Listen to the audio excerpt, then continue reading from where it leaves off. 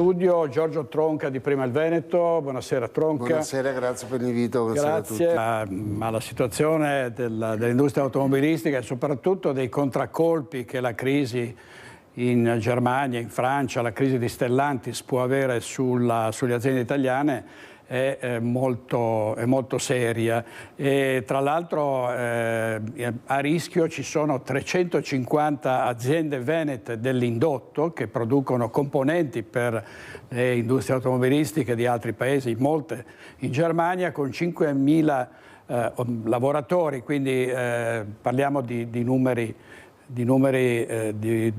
importanti. Giorgio Tronca, e poi vediamo anche di capire come sta cambiando questo paese in base anche alla ricerca del Censis, che sembra che scopra sempre un po' l'acqua calda, però sono dati in ogni caso significativi. Prego.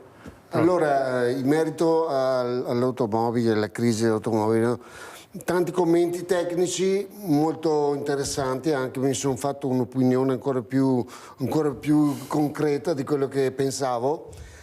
E in fin dei conti cosa abbiamo definito, cosa ho definito? In pratica è tutto basato semplicemente su potere e soldi. Allora, io parlo da Veneto, sono veneto, orgogliosamente veneto. Noi sappiamo che in Veneto a portare avanti l'economia del Veneto sono le piccole industrie, artigianato, sono tutti quanti questi commercio. E quando sento parlare di questi grandi colossi tipo Fiat, dico, questi qua che poi vanno in crisi, ci sono tutti quelli in cassa integrazione che viene pagata con i soldi, mi sembra, di tutti, no? Con i nostri soldi. E allora questi qua vengono gli aiuti, i soldi, miliardi, cioè noi abbiamo una cultura del lavoro che è eccezionale, stiamo rischiando di perderla perché queste grandi potenze economiche fanno un po' quello che vogliono, esclusivamente per arrivare ad avere potere e soldi, tutto lì. Non credo che si risolverà presto questo problema qua, anzi siamo solo all'inizio, ed è un problema non solo italiano, europeo, è qualcosa di grosso. C'è qualcuno che purtroppo decide, e non solo a livello economico, decide sul nostro futuro.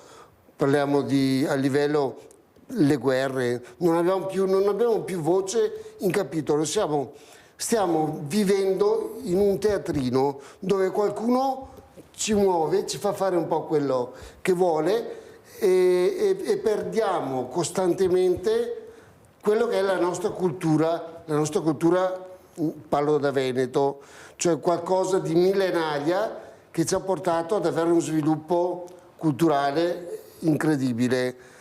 Purtroppo la colpa e qua lo dico parlando nella mia lingua, la colpa è anche nostra. Perché? Perché noi altri non facciamo niente per cercare di fermare quello che sta succedendo. Cioè, me sta manovrando come dei burattini con le marionette. E noi altri, o perché non abbiamo tempo, o perché cerchiamo di sopravvivere, ma sta roba qua la si fa sempre più complessa e sempre più difficile.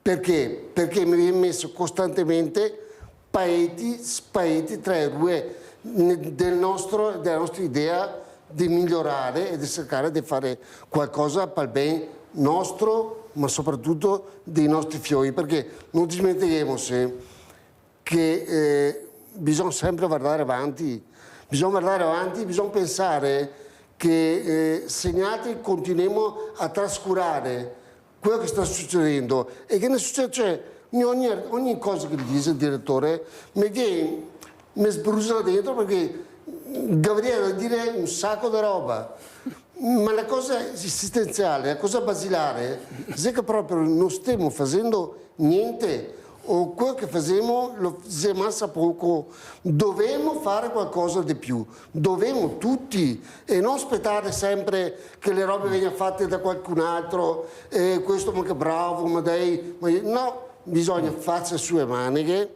e cominciare ad avere qualche obiettivo comune che non sia quello di fare robe enormi, grandi, sia quello di far vivere bene la nostra famiglia per pensare al nostro futuro, perché siamo sempre in costante fase di evoluzione e purtroppo negli ultimi anni, direttore, mi viene mai pensare dove stiamo andando. Non abbiamo più voce in capitolo su niente, direttore, niente politica, non si capisce più destra, sinistra, non si capisce più niente.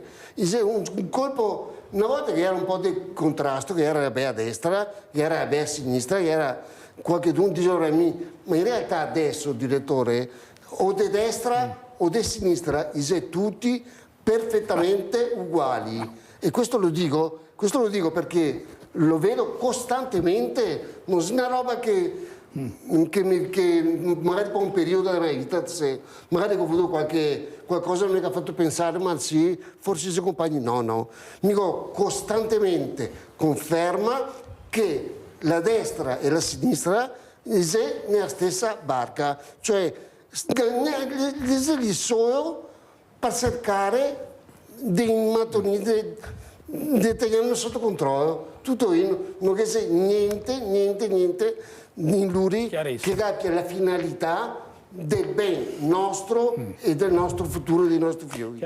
Cambiamo titolo, ma restiamo sempre un po' sull'argomento, quindi volendo si può tornare a parlare di industria automobilistica, ma più in generale di economia. È uscito il Censis, diciamo abbiamo in qualche modo riepilogato quello che ha detto oggi il Censis, italiani meno ricchi e più impauriti. È un rapporto tronca? Brevemente, tanto per l'argomento è molto complesso.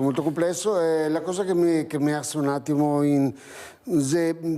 stiamo sempre pensando di come rimediare a dei problemi che abbiamo causato in altri stessi, che stiamo continuamente causando. Cioè, dovremmo guardare con un po' vedere un po' più distante. Abbiamo un sacco di problemi cioè, che sta elencando stasera, che non riusciamo neanche a controllare, non siamo in grado di controllare. Gabriele una soluzione, perlomeno la speranza di arrivare a una soluzione. Sta la famosa autonomia differenziata, voglio toccare anche questo argomento qua. Da Corte Costituzionale la sta praticamente strappata, tra virgolette, no? Cioè cosa vuol dire? Che ancora una volta i mega tolti in giro, per non usare parole che è poco gradevoli di sera anche, contandomi che mi darà l'autonomia. E ora mi dico, cioè non cavaremo mai, e se cavaremo, chissà fra quanto che cavaremo questa famosa autonomia che neanche che il popolo veneto che ha richiesto, come già era stato prima detto, che ha richiesto con una grande volontà. E ora penso che a questo punto qua l'unica soluzione sarà arrivare all'indipendenza del Veneto. Prima il Veneto, punto. Grazie Tronca.